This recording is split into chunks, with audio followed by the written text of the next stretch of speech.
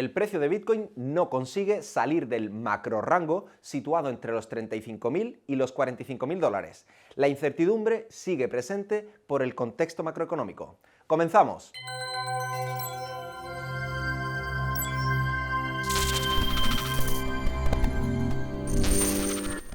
En el gráfico semanal de Bitcoin vemos que el precio se encuentra atrapado en un macro rango entre los 35.000 y los 45.000 dólares.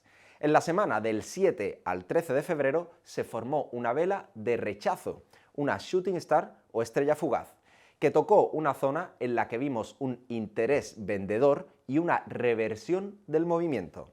El precio continuó a la baja e incluso tocó los 34.300 dólares. En ese momento, la vela correspondiente a la semana del 21 al 27 de febrero mostraba indecisión en el mercado. Y la gran mecha que dibujó nos mostraba un fuerte interés comprador en ese soporte. El 28 de febrero abrimos la semana con un gran impulso al alza, que nos llevó a la zona de los 45.500 dólares.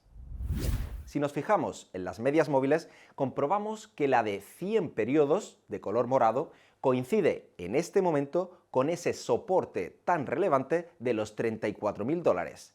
Por otra parte, el precio en esta última semana ha vuelto a intentar tocar la media de 50 periodos. En esa zona, precisamente, confluyen la media de 50 con la resistencia de los 45.500 dólares. En el time frame diario es donde más claramente podemos comprobar el macro rango en el que se encuentra Bitcoin. El precio ha tocado en los últimos 2 meses hasta en 4 ocasiones la parte alta de ese macro rango. El precio además se ha apoyado 2 veces en la parte baja del rango. El día 28 de febrero vimos una gran vela verde envolvente y el día siguiente, el 1 de marzo, continuó el movimiento al alza hasta los 45.000 dólares.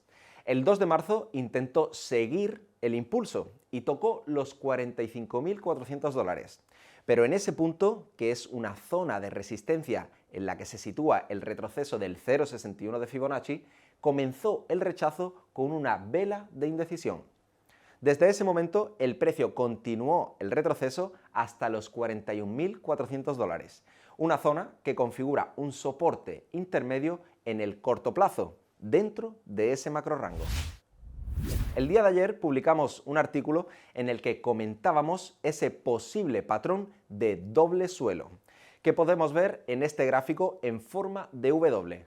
Pero como siempre decimos, para que un patrón se confirme, tiene que finalizar el movimiento. En este caso, para que se confirme, debemos ver velas cerrando por encima de esa resistencia tan importante, situada en los 45.000 dólares. Si no se da ese movimiento, podríamos hablar de un patrón de acumulación o distribución, según el método de Wyckoff. Pero tendremos que ver cuál es la acción del precio en los próximos días. En esta temporalidad diaria, cuando desplegamos las medias móviles, vemos la relevancia de ese soporte intermedio en el corto plazo. En este punto de soporte intermedio, situado en los 41.000 dólares, confluyen las medias de 50 y 20 periodos, y por eso no podemos ignorarla en el análisis técnico. Por otra parte, la media de 100 periodos confluye con el 0,61 de Fibonacci y con la resistencia de los 45.000 dólares, lo que nos confirma la solidez de esa parte alta del macro rango. En este momento en el que el precio está apoyándose en el nivel intermedio que comentamos anteriormente, si viésemos velas cerrando por debajo de los 40.200 dólares, podríamos ir a testear de nuevo la zona del soporte intermedio de los 38.000 dólares. En este soporte intermedio, además, confluyen el 0,71 de Fibonacci y por eso tiene esa relevancia dentro del macro rango. Pero no olvidemos que para romper con decisión ese soporte debería darse armonía entre esfuerzo y resultado, o lo que es lo mismo, un movimiento fuerte de la acción del precio acompañado de una entrada importante de volumen, tal y como vimos el día 20 de enero. Por el contrario, si vemos velas rechazando en esta zona de soporte, se podría dar ese movimiento de pullback que solemos comentar en nuestros análisis y el precio se iría a esa parte alta del macrorango, situada en los 45.000 dólares. Además, si se diera ese pullback y hubiese armonía entre esfuerzo y resultado, y el precio continuase al alza, podríamos hablar de la confirmación de ese patrón de doble suelo. En ese caso, la próxima resistencia a testear sería la situada en el 0,50 de Fibonacci, que confluye con la media de 200 periodos. En el índice de fuerza relativa observamos esta directriz alcista que acompaña al precio, lo que llamamos una convergencia entre la fuerza del mercado y la acción del precio.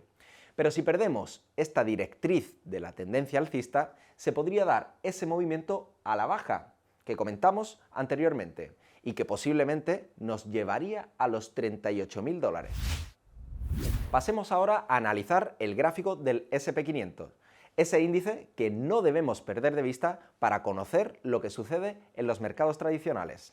Como vemos, el SP500 rompía a la baja el soporte de los 4.200 puntos, a diferencia de Bitcoin, que conseguía mantener en esos momentos su soporte más cercano. Posteriormente, al perder esa zona, el índice cayó hasta los 4.100 puntos, demostrando una fuerte volatilidad, especialmente, claro, en el día que comenzó la guerra en Ucrania. En ese punto observamos un gran interés comprador, un rechazo en la caída que dibujó una vela martillo con una enorme mecha en su parte baja, que además conformaba una divergencia respecto al índice de fuerza relativa o RSI. Tal y como hemos visto en Bitcoin, ha llegado a una resistencia importante situada en los 4.400 puntos, que coincide con el 0,78 de Fibonacci, donde se dibujaba una vela estrella fugaz y veíamos un intento de ruptura a la baja, que actualmente está siendo rechazado.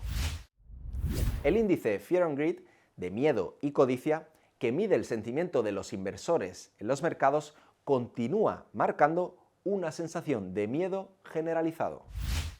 Y si nos detenemos en el análisis on-chain, como vimos en el día de ayer en Nebolus, las ballenas continúan acumulando bitcoins en sus carteras.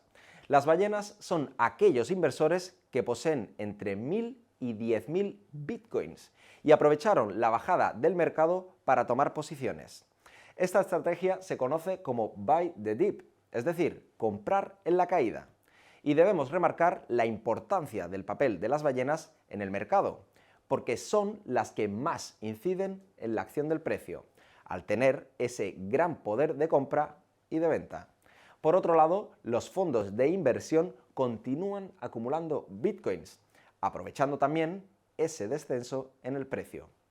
Además, los mercados de futuros también han influido en el movimiento al alza de Bitcoin, ya que se han liquidado bastantes posiciones en corto, llegando a una cifra de 256 millones de dólares. En este gráfico podemos observar que los holders de Bitcoins continúan manteniendo la mayoría de sus activos en carteras frías. El número de BTC que se encuentran en los exchanges continúa bajando, lo que nos indica que los poseedores de estas criptomonedas, al parecer, no tienen intención de deshacerse de ellos. Ante el bloqueo de los activos de Rusia por las sanciones al régimen de Putin, los poseedores de rublos han aprovechado para realizar compras masivas de criptomonedas, como podemos comprobar en este gráfico de The Block. Y una de las noticias más relevantes en el ámbito macroeconómico es la inminente subida de tipos de interés por parte de la Reserva Federal. Ayer, Jerome Powell, su presidente, adelantó que propondrá un aumento de 25 puntos básicos en los tipos, o lo que es lo mismo, los establecerán en el 0,25%. Además, comentó que reducirán el balance de la Fed, lo que supone una retirada paulatina de los estímulos. Y algo a lo que tenemos que estar muy atentos, el dato de la inflación. En Estados Unidos alcanzó el 7,5% en enero y estamos aún pendientes de que se publique el dato de febrero. Y en la Unión Europea el índice de precios alcanzó en febrero un preocupante 5,8%. Todos estos fundamentales están repercutiendo en este ligero retroceso en el mercado de las criptomonedas. Y continuamos en un periodo de incertidumbre e indecisión, que repercute directamente en el posicionamiento de los inversores.